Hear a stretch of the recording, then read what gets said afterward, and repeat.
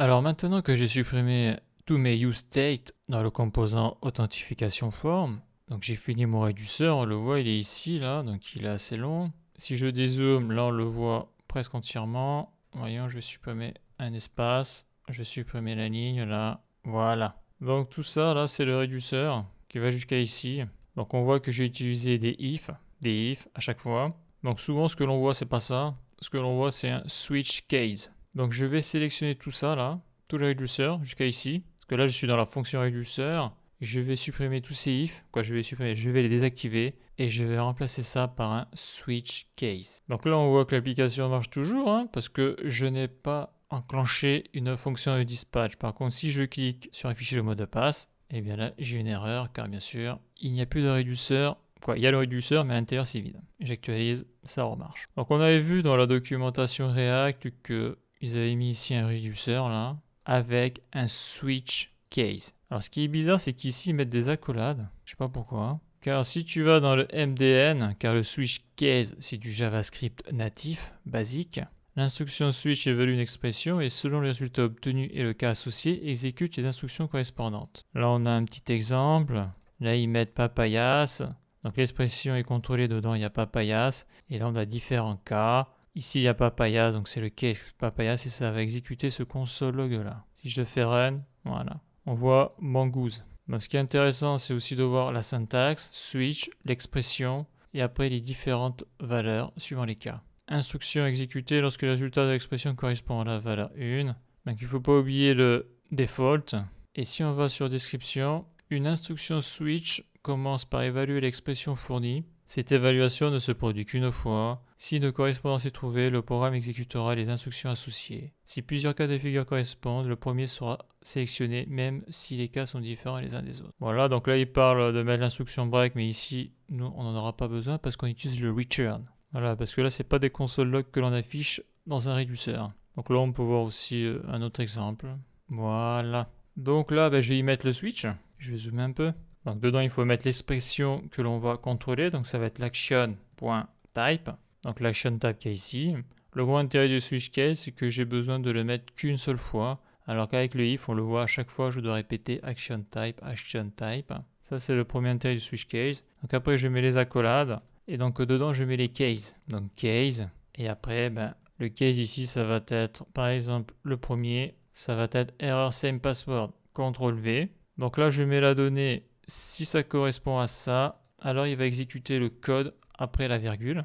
Et donc quel est le code que je dois exécuter? C'est ça. Je return, CTRL-C, donc je fais une shadow copy du state et après je modifie la clé error same password qui est dans le state et j'y mets l'action payload. Donc ça on l'a vu dans les vidéos précédentes.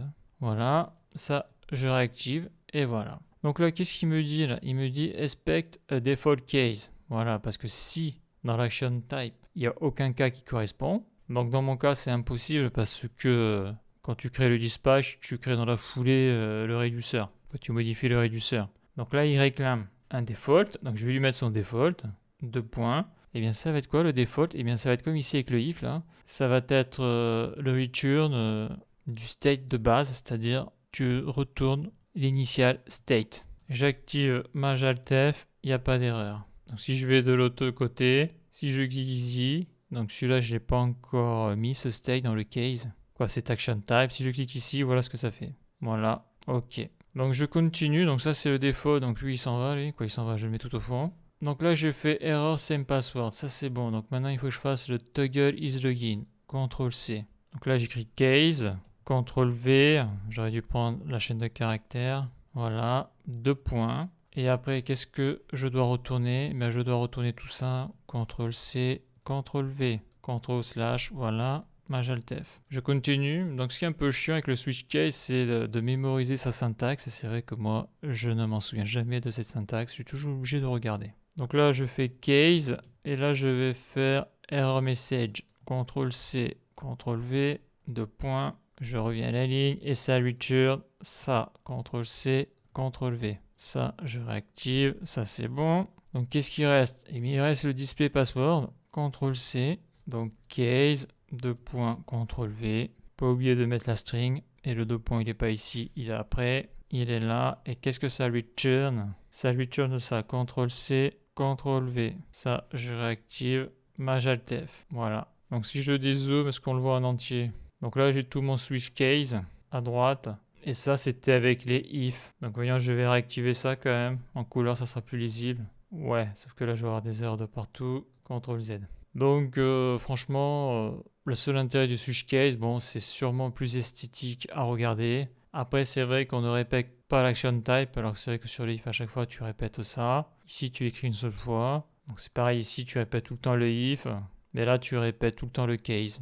Voilà. Donc, quel est le mieux? Franchement, pas spécialement de préférence, même si là, c'est vrai que c'est plus esthétique. Donc, Maj Alt F, donc il ne reste plus qu'à contrôler si ça fonctionne avant de supprimer ce code-là. Donc, j'actualise au cas où. Donc là, est-ce que je peux afficher le mot de passe? Oui, je peux l'afficher, ça marche. Hein. Il est passé à true. Là, il est passé à false. Si je me connecte, la modale fonctionne. Si je crée un compte, je mets n'importe quoi, la modale fonctionne. Je peux afficher le mot de passe. Là, si je mets un mot de passe trop faible, je fais créer un compte, ça marche au niveau de la modale. Donc là, je vais quand même créer un vrai compte.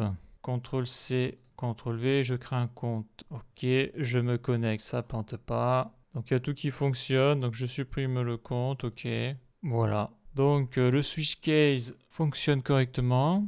Donc ça, maintenant, je vais pouvoir le supprimer. Suppression. Voilà, Maj Alt F. Donc il me reste à supprimer là, le useState qui ne me sert plus à rien. Voilà. Donc là, je viens de finir la suppression de tous les useState qu'il y avait dans ce composant-là. J'ai tout remplacé par un useReducer avec la fonction reducer et la fonction de dispatch. Et j'ai même mis un switch case, donc tout fonctionne. Donc voilà. Alors en faisant le montage de la vidéo, je me suis rendu compte d'une erreur. C'est ici, là, au niveau du default. Là, on voit qu'il n'y a qu'une seule propriété, donc bien sûr, c'est pas suffisant. Mais bon, comme j'ai dit, tomber ici dans le switch case, c'est impossible par rapport à ce que j'ai mis au niveau de la programmation. J'aurai jamais un cas indéfini. Donc là, ben, quand tu es sur le switch case, donc default, tu retournes le state initial. Donc je vais faire un CTRL C, CTRL V, et voilà, Maj Alt F. Donc c'était une toute petite erreur, mais je m'en suis rendu compte au montage de la vidéo. Donc est-ce que ça fonctionne toujours? Ben, en principe, il n'y a pas de raison, hein, vu que j'ai pas fait grand chose au niveau de la modif. Donc ça a l'air d'être ok. Ouais, parce que ce cas-là, je ne dois jamais tomber dessus, parce que dans l'action tab, j'ai toujours des bonnes définitions d'action et les bons cases.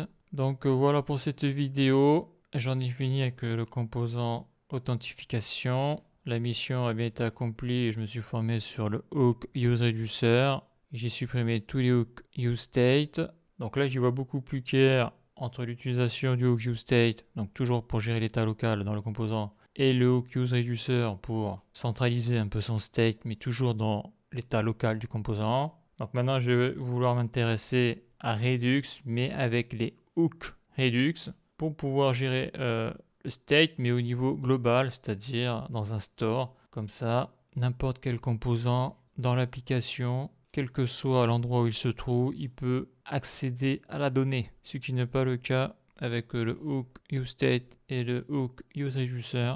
La donnée n'est disponible qu'au niveau du composant en question. Après, il faut s'amuser à monter la donnée par le biais des props, mais comme on a pu le voir dans la vidéo précédente, ça c'est l'enfer. Donc dès qu'il y a trop de composants, c'est pas gérable, il faut passer par un state manager, en tout cas un gestionnaire de state centralisé. Donc voilà pour cette vidéo, la suite dans le prochain épisode.